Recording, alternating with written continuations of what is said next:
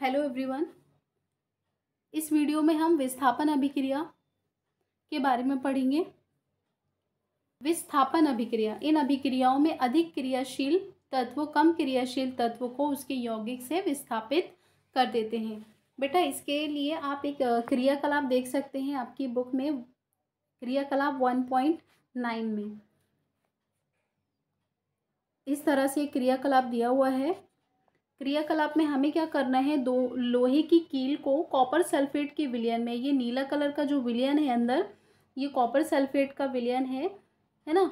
और इसमें हमें लोहे की कील को डुबा करके इस तरह से स्टैंड में तैयार करना है और इसको आधे घंटे के लिए या 1 घंटे के लिए इस तरह से छोड़ देना है। जब हम आधे घंटे के बाद देखेंगे तो क्या होता है, इसमें लोहे की कील को नीले रंग के कॉपर सल्फेट के विलयन में मतलब डुबा कर रखने से विलयन का जो रंग होता है वो हल्का पड़ जाता है ना। हल्का क्यों पड़ जाता है? क्योंकि लोहा जो होता है वो कॉपर सल्फेट के विलयन से कॉपर को विस्थापित कर देता है और आयरन सल्फेट और कॉपर धातु का निर्माण करता है। यहाँ पर आप देख सकते हैं कि जब लोहे की कील को हम कॉपर सल्फेट के विलयन में आधे घंटे के लिए रख देते हैं तो आयरन क्या करता है, कॉपर को विस्थापित कर देता है और क्या बना लेता है, फेरस सल्फेट, जिसका रंग क्या हो जाता है, परिवर्तित हो जाता है। पहले नीला कलर था, बाद में विलयन का रंग क्या हो जाता है, हरा हो जाता है ना। और जो लोहे की कील होती है वो भूरे रंग की हो जाती है। तो लोहे की जो कील का रंग है वो क्यों परिवर्तित हो जाता है? क्योंकि लोहे की कील के ऊपर कॉपर सल्फेट मतलब कॉपर की लेयर जम जाती है, इसलिए लोहे की जो कील का रंग होता है वो भूरा हो जाता है। तो इससे क्या समझ में आया हमें कि यहाँ पर कौन सी अभिक्रिया हो रही है, विस्थापन अभिक्रिया हो रही है। विस्थापन अभिक्रिया में क्या होता है कि अधिक क्रियाशील जो पदार्थ होता है वो कम क्रियाशील पदार्थों को विस्थापित कर देता है। जैसा कि यहाँ पर आप देख रहे हैं, जो आयरन है वो अधिक क्रियाशील पदार्थ है, किससे, कॉपर से। मीन्स कॉपर जो है वो आयरन की तुलना में कम क्रियाशील है। अब भाई जो कम क्रियाशील रहेगा है ना, वो तो दब जाएगा ना। जो अधिक क्रियाशील रहेगा, जो अधिक स्ट्रॉन्ग रहेगा, ज़्यादा स्ट्रॉन्ग रहेगा, वही आपको अपने आप को क्या करेगा, आगे प्रदर्शित करेगा। तो आयरन यहाँ पर ज़्यादा क्रियाशील है, इसलिए इसको क्या किया, इसको विस्थापित कर दिया और क्या बनाया, फेरस सल्फेट बनाता है, कॉपर को विस्थापित कर देता है। तो ये क्या है, एक विस्थापन अभिक्रिया है। द्वि विस्थापन अभिक्रिया। अब द्वि विस्थापन अभिक्रिया किसे कहेंगे? इस अभिक्रिया में उत्पादों का निर्माण दो यौगिकों के बीच आयनों के आदान प्रदान के द्वारा होता है ना। तो ये कौन सी अभिक्रिया है, द्वि विस्थापन अभिक्रिया है।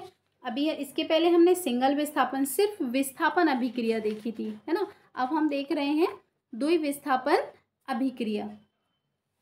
क्या हो रहा है इसमें कि दो सॉल्ट हैं यहाँ पर, ये सॉल्ट थोड़ा सा फॉर्मूला गलत है, यहाँ पर SO4 आएगा, BaCl2, मतलब हमने यहाँ पर लिया हुआ है सोडियम सल्फेट और BaCl2 सोल्यूशन, दो प्रकार के सोल्यूशन लिए हुए हैं, है ना। जब इन दो प्रकार के सोल्यूशन को मिलाएंगे, हम आपस में अभिक्रिया कराएंगे, तो ये यहाँ पर इस तरह से दो प्रकार के उत्पाद का निर्माण करेंगे। अब देखो इसमें हुआ क्या है बेटा, पहले क्या था, ये सोडियम सल्फेट था, यहाँ पर Na2SO4 और यहाँ पर BaCl2, है ना।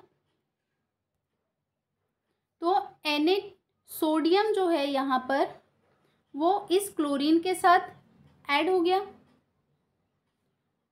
और बेरियम जो है वो सल्फेट के साथ, मतलब क्या हुआ, आयनों का एक्सचेंज हो गया है।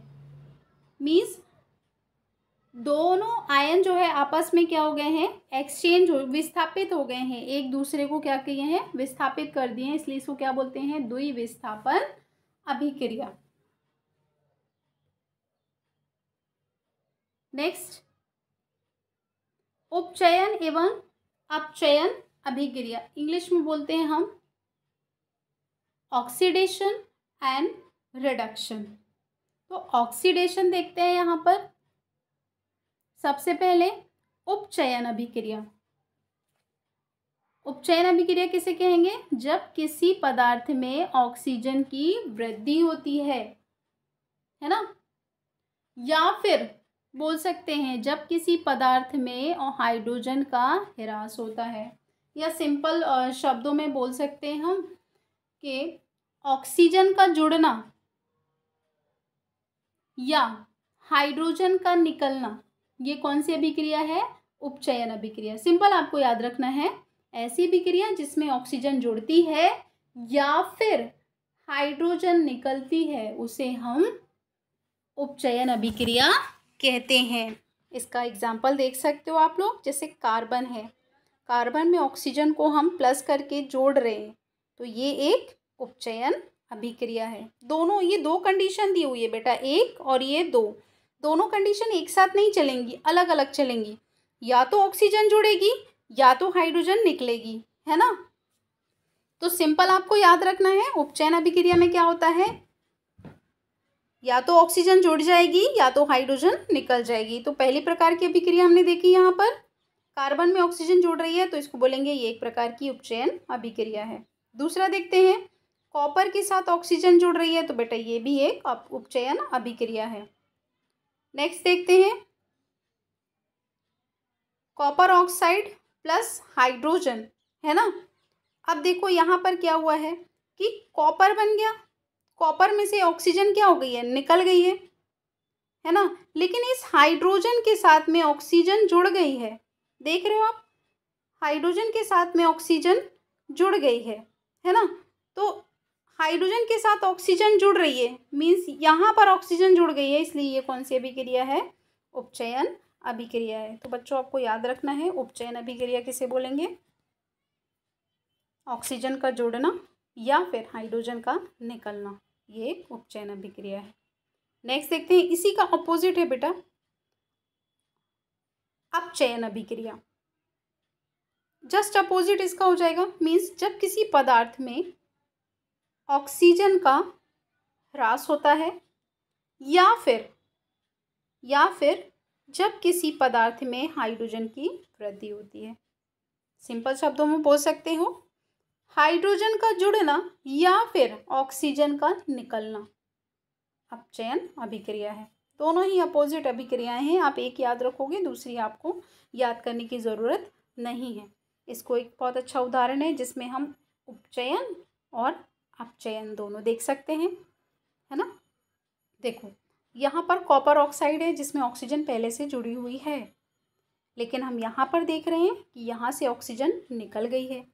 तो ऑक्सीजन का निकलना, क्या पढ़ा हमने, ऑक्सीजन का निकलना अपचयन अभिक्रिया होता है, जबकि इस हाइड्रोजन के साथ ऑक्सीजन जुड़ गई है तो ये कौन सी अभिक्रिया हो गई, उपचयन अभिक्रिया। मतलब जहाँ पर ऑक्सीजन जुड़ जाती है उसे हम उपचयन कहते हैं, और जहाँ पर ऑक्सीजन निकल जाती है उसे हम अपचयन अभिक्रिया कहते हैं। एक इंटरेस्टिंग थिंग और देखते हैं, यहाँ पर क्या लिखा हुआ है, क्या लिखा हुआ बेटा, रिडॉक्स अभिक्रिया। मीन्स बोल रहा है कि ऐसी अभिक्रिया जिसमें उपचयन और अपचयन दोनों साथ में हो रहे होते हैं, तो ऐसी अभिक्रिया को हम रेडॉक्स अभिक्रिया कहते हैं। क्या कहते हैं, रिडॉक्स अभिक्रिया। रिडॉक्स मतलब रिडक्शन और ऑक्सीडेशन, मीन्स अपचयन और उपचयन। ऐसी अभिक्रिया जिसमें उपचयन और अपचयन दोनों साथ साथ होते हैं उसे हम रेडॉक्स अभिक्रिया कहते हैं। जैसे ये एक प्रकार की रेडॉक्स अभिक्रिया है जिसमें अपचयन भी हो रहा है और उपचयन भी हो रहा है। नेक्स्ट, दैनिक जीवन में उपचयन अभिक्रियाओं का प्रभाव, है ना, मतलब ऑक्सीडेशन का क्या इफ़ेक्ट होता है हमें दैनिक जीवन में ये देखना है। तो बहुत सारी ऐसी चीज़ें हैं आप जो दैनिक जीवन में देखते रहते हैं कि किस तरह से लोहे में, सबसे पहला देख लेते हैं यहाँ पर संक्षारण, सुना है नाम कभी, संक्षारण, हाँ सुना होगा, कोरोजन है ना, लोहे में जंग लगना एक संक्षारण का एक उदाहरण है। जब कोई धातु आर्द्रता अम्ल आदि के संपर्क में आती है, जिससे धातु की ऊपरी परत कमज़ोर हो जाती है, उसे क्या बोलते हैं? वो धातु संक्षारित हो गई है। एग्जाम्पल क्या बता सकते हो? लोहे की वस्तुओं पर जंग लगना, ये संक्षारण का एक उदाहरण है। जब हम लोहे को ऐसे ही बिना पेंट किए छोड़ देते हैं, तो जब नमी वाला मौसम आता है तो क्या होता है? लोहे में जंग लगना शुरू हो जाती है ना? तो मतलब बोलेंगे लोहे का क्या हो रहा है? संक्षारण हो गया है। वस्तु जो लोहे की वो ख़राब होने लगती है। चांदी के ऊपर काली परत, है ना, व तांबे के ऊपर हरी परत चढ़ना, ये भी एक उदाहरण है किसका? संक्षारण का। तो आपको याद रखना है संक्षारण किसे कहते हैं, है ना। नेक्स्ट और देख लेते हैं, यशद लेपन, विद्युत लेपन, पेंट करके संक्षारण से वस्तुओं को बचाया जा सकता है। तो ये विधियाँ क्या हैं कि जैसे अभी हमने पढ़ा कि संक्षारण किसे कहते हैं, और ये इसके उदाहरण हो गए। संक्षारण किसे कहते हैं? जब कोई वस्तु आर्द्रता, नमी, वायु आदि के संपर्क में आती है, जिससे धातु की ऊपरी परत कमज़ोर होने लगती है, उसे हम क्या बोलते हैं? संक्षारण कहते हैं। उदाहरण क्या हो जाएगा इसका? लोहे पर जंग लगना, चांदी की ऊपर की परत और तांबे की ऊपरी सतह हरी हो जाना, है ना। तो ये क्या है? संक्षारण के उदाहरण है। अब संक्षारण से बचाव कैसे कर सकते हैं? किसी धातु को अगर बचा के रखना है तो हम क्या कर सकते हैं? हम ये कर सकते हैं कि जैसे लोहे की कोई वस्तु है तो उसको हम पेंट कर सकते हैं, है ना। विद्युत लेपन कर सकते हैं, पेंट कर सकते हैं, उसमें ग्रीस लगा सकते हैं, है ना, ऑयलिंग कर सकते हैं। अगर हम ऑयल लगा देंगे तो भी जो धातु है वो डायरेक्ट ऑक्सीजन के, नमी के कांटेक्ट में नहीं आ पाएगी।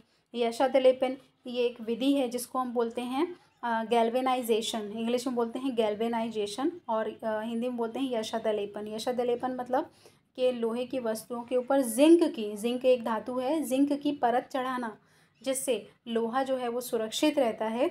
इसे हम क्या बोलते हैं? यशद लेपन कहते हैं। तो हम यशद लेपन, विद्युत लेपन, पेंट करके संक्षारण से वस्तुओं को या धातुओं को क्या है? बचा सकते हैं। नेक्स्ट देखते हैं, विकृत गंधिता। विकृत गंधिता किसे कहेंगे? वसा युक्त और तेलीय खाद्य सामग्री वायु के संपर्क में आने पर उपचयित हो जाते हैं, जिससे उनके स्वाद और गंध में परिवर्तन हो जाता है। इसे हम विकृत गंधिता कहते हैं, है ना। जो खाना वगैरह है, यदि हम खुला छोड़ दें ऐसे ही कुछ दिनों के लिए, तो क्या होते हैं? वो ऑक्सीडाइज हो जाते हैं और क्या होते हैं? ख़राब हो जाते हैं, जिससे उनमें से मतलब एक अजीब सी गंध आने लगती है ना। तो इसको किस तरह से हम बचा सकते हैं? सबसे पहला दिया हुआ है, प्रति ऑक्सीकारक का उपयोग करके हम इसको बचा सकते हैं। दूसरा, वायुरोधी बर्तन में खाद्य सामग्री रखकर, मतलब जो डायरेक्ट वायु का संपर्क ना लगे खाद्य पदार्थों का, इस तरह से वायु के स्थान पर नाइट्रोजन गैस के द्वारा, आप देखते हैं, आप चिप्स वगैरह खाते हो तो पैकेट में कितनी सारी गैस भरी हुई होती है ना। तो नाइट्रोजन गैस भरी होती है, जैसे चिप्स वगैरह के पैकेट जो होते हैं उसमें नाइट्रोजन गैस भरी होती है। नाइट्रोजन गैस बेटा जो होती है वो बहुत ही ठंडी होती है, खाने को जो है वो कूल करके रखती है, जिससे खाना जो है वो ख़राब नहीं होता और लंबे समय तक चलता है। दूसरा, शीतलन के द्वारा हम फ्रिज में खाने को ढक कर रख सकते हैं, है ना। वहाँ पर भी ठंडी गैसें होती हैं, तो खाने को क्या है? सड़ने से बचा सकती हैं, ऑक्सीडाइज होने से बचा सकती हैं। तो आशा करती हूँ आपको चैप्टर समझ आया होगा। अगर आपको चैप्टर समझ नहीं आया है तो एक बार फिर से वीडियो देखें और मुझे कमेंट करें। Thank you.